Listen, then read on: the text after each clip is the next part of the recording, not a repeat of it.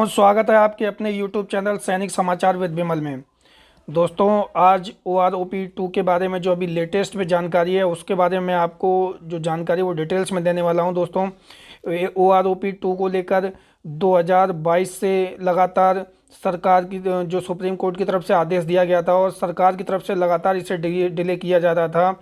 मैंने आपको first video में ही बताया था कि 2023 में जो आपको स्टार्टिंग में ही OROP 2 का लाभ दे दिया जाएगा। इसको लेकर काफ़ी मेरे पास नेगेटिव कमेंट्स भी आए। उसके बाद आप मेरा फर्स्ट वीडियो देख सकते हैं, मैंने डिस्क्रिप्शन बॉक्स में दे रखा है उसका डिटेल, आप वहां से चेक कर सकते हैं। मैंने आपको फर्स्ट वीडियो में ही बताया था कि OROP 2 का जो भुगतान होगा उसकी जो आपको वो 2023 में मिलेगा, 2022 में नहीं मिलेगा। और वही दिन आ गया दोस्तों। अभी जो आपको जो OROP 2 का लाभ दिया जाएगा वो 2023 में दिया जाएगा और किस महीने की पेंशन में दिया जाएगा वो भी मैं आपको जानकारी देने वाला हूं, क्योंकि PCDA की तरफ से अब फाइनली OROP 2 का लाभ पेंशनर्स को दिया जाएगा। कुछ लोगों की तरफ से सवाल आ रहा था कि जो OROP 2 का बेनिफिट दिया जाएगा क्या वो केवल फैमिली पेंशनर को जो एक्स सर्विसमैन है उनको ही दिया जाएगा, फैमिली पेंशन में इसको दिया जाएगा या नहीं दिया जाएगा। तो उसके बारे में भी मैं आपको डिटेल्स में सारी जानकारी देने वाला हूं। दोस्तों, अगर आपने अभी तक मेरे इस चैनल को सब्सक्राइब नहीं किया है तो चैनल को सब्सक्राइब कर लें, बेल आइकन को प्रेस कर दें ताकि आपको लेटेस्ट वीडियोस की अपडेट टाइम टू टाइम मिलती रहें। मैंने आपको इस पद से रिलेटेड भी किसी की कोई समस्या है तो वो मुझे कमेंट बॉक्स में टाइप करके बता सकता है, मैं उसको लेकर आपका जो भी इशू है आपको बता दूंगा इस पद को लेकर। दोस्तों, अब मैं बताऊं OROP 2 के बारे में बताता हूं। OROP 2 का जो बेनिफिट है वो आप लोगों को 2023 में दिया जाएगा, ये मैंने फर्स्ट वीडियो में ही बताया था। अब फाइनली मिनिस्ट्री ऑफ डिफेंस की तरफ से भी लेटर जारी कर दिया गया है, जिस लेटर की कॉपी शायद आप लोगों ने देख ली होगी। अगर नहीं देखी है तो ऑफिशियल वेबसाइट पर पड़ी हुई है, आप वहां से चेक भी कर सकते हैं। हालांकि इसके बारे में अभी रिकॉर्ड ऑफिस में कई लोग संपर्क कर रहे हैं तो वहां जानकारी नहीं है।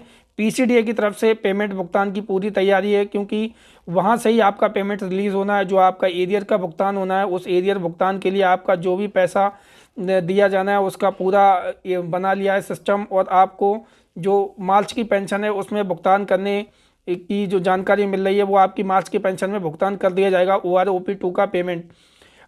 उसके बाद आपको जो उसी पेंशन में आपको जो बढ़ोतरी होगी पेंशन में वो भी भुगतान कर दी जाएगी, जो एरियर बनेगा उसका भी भुगतान कर दिया जाएगा। दिसंबर 2022 तक का जो भी पैसा है वो एरियर भुगतान के रूप में आपको मिल जाएगा और मार्च की पेंशन में उसमें, और जो पेंशन की बढ़ोतरी है वो आपकी स्टार्ट हो जाएगी। तो दोस्तों, बहुत ही खुशखबरी मिलने वाली है आप लोगों को मार्च की पेंशन में। मार्च की पेंशन में आप लोगों को जो OROP 2 का लाभ है वो दे दिया जाएगा। अभी फिलहाल में जो PCDA से जानकारी मुझे मिली है उसमें मैं आपको बता रहा हूँ। अब आने वाले समय में क्या कोई डिले होता है वो तो बात की बात है, लेकिन फिलहाल अभी जो जानकारी मिली है उसमें मार्च की पेंशन में आपको OROP 2 का लाभ दे दिया जाएगा।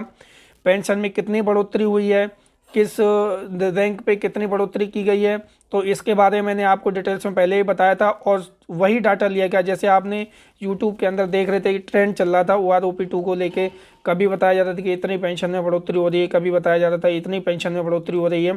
तो फाइनली अब PCDA की तरफ से डाटा तैयार कर लिया गया है कि किस रैंक के हिसाब से कितनी बढ़ोतरी होगी, वो सारा डाटा तैयार है। और मार्च की पेंशन में भुगतान की तैयारी है PCDA की तरफ से।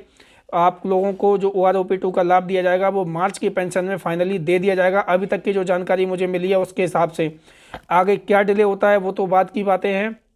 दोस्तों, अगर आप लोगों की बीच में MSCP या कुछ भी ऐसा एरियर भुगतान का पैसा पेंडिंग है तो आप लोग अपने रिकॉर्ड ऑफिस में संपर्क कर सकते हैं, क्योंकि OROP 2 का जो लाभ मिलेगा कहीं उसमें आपका MSCP का किसी भी प्रकार के करेक्शन की दिक्कत ना रहे। तो इसलिए आप अपना MSCP वगैरह का जो भी प्रॉब्लम है उसको सॉर्ट आउट करा लीजिए, ताकि जब भी पेंशन का करेक्शन किया जाए या OROP 2 का लाभ दिया जाए तो उसमें आपकी पेंशन में किसी प्रकार का वेरिएशन ना बचे, क्योंकि फिर करेक्शन कराने में काफ़ी टाइम लगता है, फिर लेटरबाजी होती है तो उसमें आप लोगों को काफ़ी दिक्कत आती है।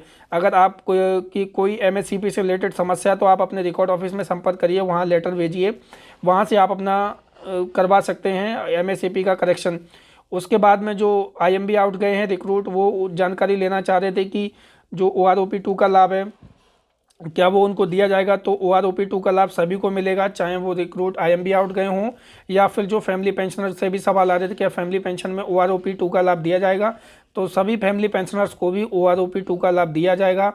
उनकी जिस हिसाब से पेंशन बढ़ोतरी होगी, जो एरियर का भुगतान होगा वो उनके अकाउंट में क्रेडिट कर दिया जाएगा, चाहे वो एक्स सर्विसमैन हो, फैमिली पेंशनर हो, या फिर जो IMB आउट गए हुए रिक्रूट हों या सिपाही हों, जिस रैंक से गए हैं उनकी उसी रैंक के हिसाब से पेंशन बढ़ोतरी की जाएगी।